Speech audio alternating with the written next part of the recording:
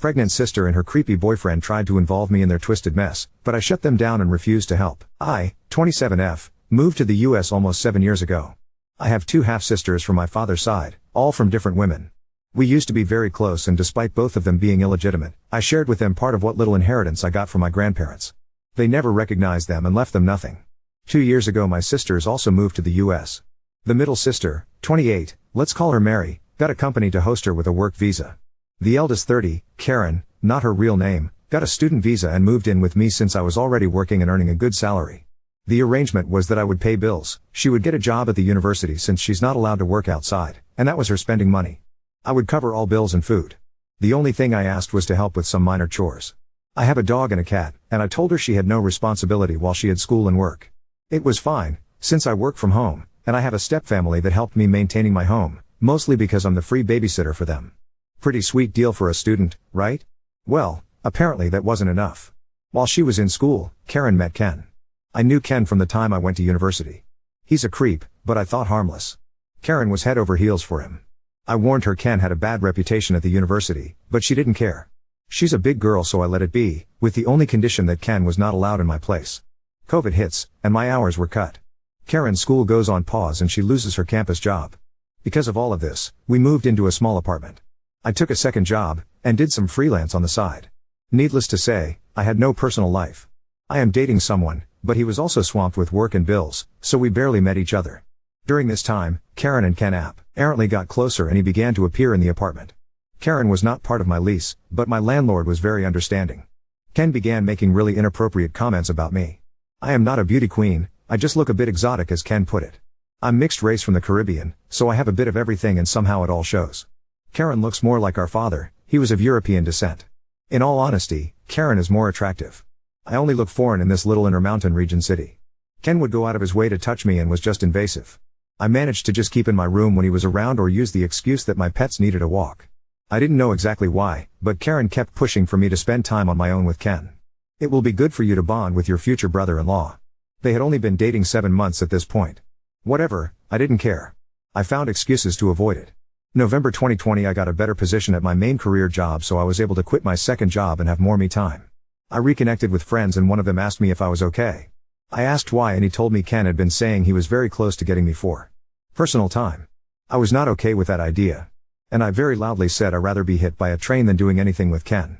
Since I'm in a small city in the Intermountain region, the kind that most people in the same area knows each other, a lot of people had text messages or creepy stories to tell me. That was it for me. I went home and demanded an explanation. They didn't deny it.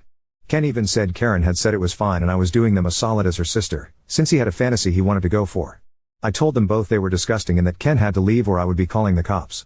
Ken left with some insults sent my way, and Karen began telling me she didn't see the problem since my partner and I were on a break. We were not.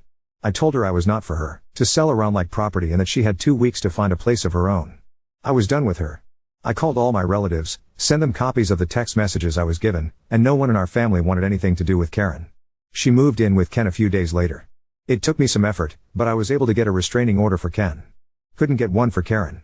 Still, they disappeared from my radar except for a few encounters which easily were solved with showing I was about to call 911. And then today happened and I had to hold back my laughter. Mary had kept tabs on Karen, since sisters and all, and she messaged me with a notice. Hey, Karen just called me. She's pregnant and Ken kicked her out. I just stared for a few minutes and responded, oh. That's sad. Mary knew, and supports, that I don't care or have any intentions to help. Karen used Mary's phone to call me. She begged me to help, since Mary is only letting her stay for a week before she moves to another state. Said that she missed her little sister and had no one else to go to. That she knows I have family health insurance, I pay for private health insurance for 2 relatives that are in hard times and have health conditions, and that I could do something like that for her pregnancy medical bills. This baby is a blessing and I should want to help her raise it. Meaning, I pay for everything. I let her pour her heart out for a good 5 to 7 minutes, then said nope. I ended the call. She tried calling again for a while, then stopped when I got a text message from Mary saying she had left her phone on the counter and she was sorry for the spamming. Most of my family agrees with me, even Karen's mom. The only one that disapproves is Karen's aunt. She's not my aunt, but I called her aunt anyway since I've known her for many years. She's been putting pressure on me most of the day. She only stopped when I told her one more message and I would show her text messages to my step-faith, who is her landlord. I feel bad for the baby, to a point. But this is one of those moments that all I can think is this is not my circus, and these are not my monkeys. Edit 1. Someone mentioned the region inconsistency. I never looked into it, since I didn't really care, but where I live I heard Midwest and Northwest interchangeably. As far as I was concerned, it was the same thing. We don't have that type of regions in my country. So, I decided to Google while at work and found out neither is right. I live in the Intermountain region. Thanks, random stranger, for making me check on the messy regional system. Not even Google agrees on it. Also a small explanation on my grandparents. They were very old traditionalists. By the end of their lives, they didn't have much to give, so they chose to give it to the legal grandchildren. My sperm donor father had many children. I might not even know all of them. Grandparents were just tired of every other year having a new grandchild appear, and in some cases a moocher mother attached. Last, Karen's visa. She had an extension since COVID, but that is over. She's overstaying her visa. This is very common. I have relatives that do it. I don't agree, but I also had one foot in since my stepfather is American. Oop, Aunt can't afford it. She's not in the US and lives pretty much rent-free in my mom's old house in our home country. Update 1. Mary called me this morning to have brunch and discuss things related to Karen. She told me she understood I don't want to be part of the mix, but she really wanted it to be discussed and after I can just walk out. I know Mary, and I know she's just trying to leave everything in order before she leaves the state. She's the peacekeeper of my siblings. I agreed on the condition that there was no way Karen would come home with me. Mary just said, if she tries to follow you, I'll drag her out myself. So I dressed up and off I went to brunch with my sisters. I'll skip the pleasantries and dumb friendly family look Karen attempted. Once we were done eating and just having coffee, Mary set all the cards on the table. She explained she couldn't take Karen with her out of state, because she's getting married to her longtime girlfriend and they can only afford a one-bedroom in her new city. She also said Karen was insane if she thought Mary would allow her to live with me, even if she had the power to make me take Karen back in. That Karen was lucky she even let her stay with her for this last few days. She told her the only reason we were doing this was because her mother had begged her to at least put Karen somewhere safe or find a solution for the pregnancy. So, she turned to me and asked me as the most stable economically if there was anything I would be willing to help with. I might be an asshole for this, feel free to roast me, but I basically said I would only give money for 3 things. 1. A termination and a hotel room while she heals from it. 2. A ticket back to home country so she can live with her mother or aunt, and get free health care. 3. A ticket to our eldest brother's home country so she can live with him because I know he will take her. I also said she had the option to put the baby up for adoption, but I would not be offering her a place to stay or a way to get medical care out of my pocket. I gave her some links to nonprofits she could use. Karen started crying, saying I was trying to take away her baby and being a bad sister. That a good sister would open up her home and help care for her baby. That I never deserved to have the money I have. Most of my money is from inheritance on my mother's side of the family, so not sure how she would have gotten anything. That I was spoiled by my mother because she had money. We did, because after our father left my mother and I with nothing, she made a company from scratch. She kept babbling and making a scene, then she said something that actually hurt me. You are just mad because you will never get pregnant. Yes, I happen to be infertile. No, I can't get treatment for it. It is what it is. I already accepted it, but it still hurts.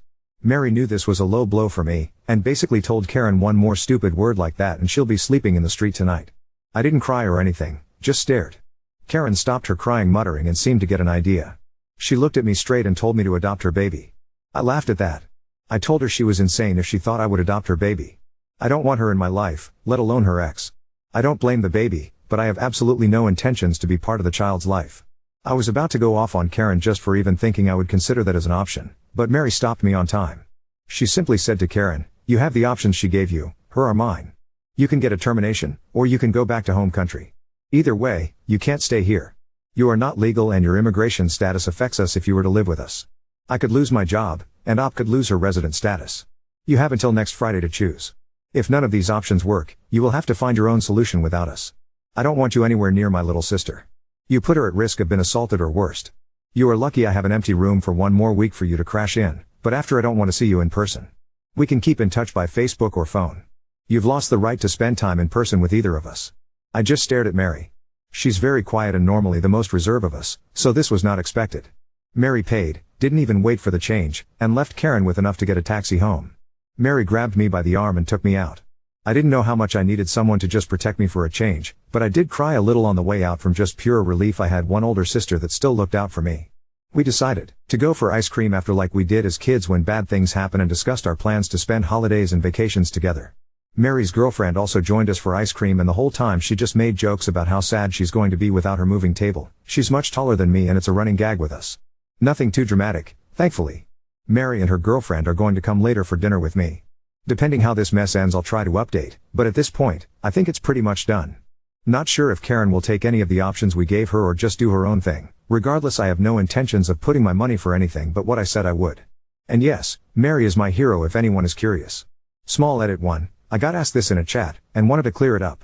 Karen is not penniless. I gave her $10K at the start of the year when our grandmother passed away. That was her part of the $30K I was given. She's also been saving the money from her college job. I worked at the university about 4 years ago and I was getting $9 an hour. Her mom also sent her money. Unless she wasted all her funds, she won't go home without money. If that was the case, my brothers, Mary, and I would all give her something. She might be in my blacklist, but she is my sister at the end of the day. Oop, I have a camera system, and a guard dog. But also all my locks are changed. Short of her climbing through the balcony like Spider-Man, she'll have trouble getting in. I also work from home and hire a dog walker, so I should be okay. Update 2. My older half-sister Karen has made a choice. The short version of the events leading to this is Karen was living rent-free with me when she started dating a creepy guy. Her boyfriend wants to follow through a fantasy that involved my sister and I in a very disgusting activity together, and Karen was all up for it, and volunteered me without my knowledge. I kicked her out, she moved with him and got pregnant, and he kicked her out. She wanted me to not only take her in, but also basically maintain her and her baby. My sister and I gave her the options and told she would not live with either of us long term. As I mentioned in my last post, my sister Mary and I gave Karen a couple of options for her unplanned pregnancy. The options were a termination on her pregnancy, a ticket back to our home country or to our brother's home country, or she can figure a way to keep her child or put the baby for adoption. She had until tomorrow to choose, since Mary leaves on Saturday for the East Coast. Well, Karen chose none of the above. She decided to make life so difficult, she is now arrested and more than likely will be deported. Let me explain what happened. Tuesday, Mary decided to leave for a nearby national park to enjoy it one last time before she moves too far to drive there. She left Karen with a key and some money. Big mistake. Mary and her girlfriend returned yesterday and found out all the locks in their house had been changed. To make it even worse, Ken, Karen's supposed ex, had moved into their house. I know, Mary should have seen this coming, but they grew up as best friends. They used to be closer to each other than to anyone else, myself included. Obviously police were called, and it was just a major mess. Karen and Ken claimed it was their house. Mary and her girlfriend kept telling them no, it's not. It's not even Mary's house anymore. It was sold and the new family that owns it arrives on Sunday. Realtor was going to give them the key. The police officers were so done with this mess before it even escalated, and asked everyone for their IDs. Ken, Mary, and Mary's girlfriend all had their IDs. Karen only had an expired passport. Karen got arrested on immigration charges. Ken got arrested on charges relating to breaking and entering, and some others I don't know for sure. I got this second-hand from Mary while she was basically about to commit a murder felony had it not being for the officers present. Today I got called about my sister. Her lawyer said she claiming to be my surrogate and that the baby in her was actually my child. Yep, she tried this. I told the lawyer that I was not looking for a surrogate or adopting a child, I am already fostering and have no space, and that my sister got pregnant by accident with Ken. He asked if I would be willing to foster her baby, since the child would technically be American. I said absolutely not. He tried to work things with me, explaining my sister will most likely be deported otherwise. I just told him if that's the law, then that's how it will be. I asked him to please not contact me about her anymore. As far as I am concerned, the only family she has is in our home country. Aside from the scare and new locks, Mary is okay. The realtor has copies of the new keys for the family that owns the house. And now my sister and I are planning to have no contact with Karen. I don't know what exactly will happen to Karen. Nor do I care anymore. Now not even Aunt in home country wants anything to do with Karen, and even apologized to Mary and I. As for Ken, well, who knows? I hope he goes to jail, but if he doesn't, I couldn't care less. I now feel like a massive boulder is off my shoulders and can just focus on work and teaching my foster daughter about Star Wars. We have already watched all of the original trilogy and we have a Clone Wars marathon planned for the weekend. I want to thank everyone who send me well wishes to my sister Mary, and I also to the people that share advice that I am so glad I took to heart. This has been probably the worst rollercoaster family mess I've dealt with since my parents' divorce, and it came absolutely from the one person I suspected less. Can't say I have any entitled stories aside from this. Karen was once actually a very good sister, but I guess when money and comfort are involved, people change. Small update that isn't worth a new post. Karen was offered to leave the US willingly and she will face no negative effects for her status. She called my mom to see if she could convince me to give my sister the money for the ticket. Mary and I agreed to pay the ticket on the condition she never again contacts either of us. Her mom is aware of this and basically told me that Karen will have to find a job within the month she arrives, or she'll be in the streets. As for lawyers and stuff, I have my own immigration lawyer aware of the mess, and he told me the only way the surrogate ploy would work would be a DNA match or a contract. None of that is around, so I'm safe. Mary booked Karen for her trip back on Friday and good riddance. Update 3. I almost made it to a month without hearing from my half-sister, but okay, Reddit, you were right. This might never be over. Also, funny enough, dear sis found my post and sent me a scathing email before I blocked her. But that's really not a big story. This one however pisses me off. So, as I posted before, my older half-sister Karen was forcefully, but not really, removed by immigration after going insane and trying to get squatters' rights on a sold house that used to belong to my other half-sister Mary. And she was escorted out, so I know she left. Things were calm for a bit and in the meantime I focused on my 4-year-old foster daughter. Let's call her Lily. Lily's mom is one of my oldest friends. She gave birth in the US, but the Lily's father is not American and unfortunately passed away when Lily was a baby. My friend was asked to leave the US to do her immigration process off country since she has no one to claim her aside from a minor child. This sadly means she probably won't be able to come into the US until Lily is 18. Because of our home country's education system being really bad, she asked me if I could take Lily. By this point I had already kicked Karen out so I had an extra room. I told her it was okay if it was on Lily's best interest. Lily and I are tight as thieves and she's always seen me as her crazy fun aunt. Took a bit, but 3 weeks ago Lily's guardianship was passed from the state to me and just in time for Halloween too. We are skipping trick or treating this year due to the pandemic, but Lily still wanted to dress up as a Sith. I am so proud of this child, I swear. My mom was incredibly happy of having a foster grandkid, especially since Lily actually doesn't have any other grandparents, so she sent her some fairly fancy Star Wars props. Obviously we got her dressed up in her Sith outfit and had a mini photo session for grandma. And my mom posted the pictures in Facebook so Lily's mom could see them easily. My family and friends went crazy with how adorable Lily looks. She says she's not adorable, she's Sith. And then Karen strike back. Mom forgot or decided not to block Karen, and when my half-sister saw Lily's picture, she had some of her best hits such as, "My 4-year-old looks fat. She's ugly and clearly going to grow up to be a slut. She looks like a word I can't say even in writing, but it's the word starting in N that's just a handful." She got called out and told kindly to return to the darkness. But then she started to call my mother. At every hour. To ask for money, to ask how to contact me, to tell her she was wasting money on a kid that was not really her grandchild and should give her the money for her kid. Karen is not my mom's daughter. Well, eventually my mom figured how to block her. And Karen got to me through a school friend. She sent, not one, not two, a 16 pages long list of demands or she will sue me. One was getting rid of my foster daughter so I could adopt her baby. Another was an apartment I share with my cousins left to us by our maternal grandmother. $500K.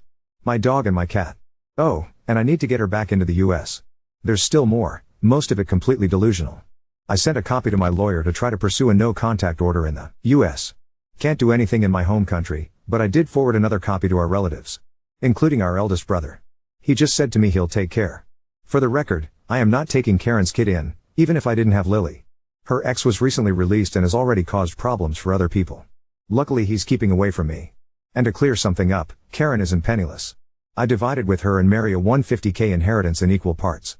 She also got money from her stepfather when he passed. In our home country, she's actually well off. The only reason I never charged rent or asked her for money was because I knew the tuition price was going to be very high and didn't want her to have to take a loan like I did for a time.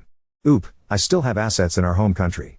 The apartment, some land my maternal grandpa left me that I share with my cousins since he died before they were born, a bank account, and I'm partners in my uncle's company. She seems to think my maternal family's property is also property of my father's children, except it isn't. Most of it is premarital stuff or from after the divorce.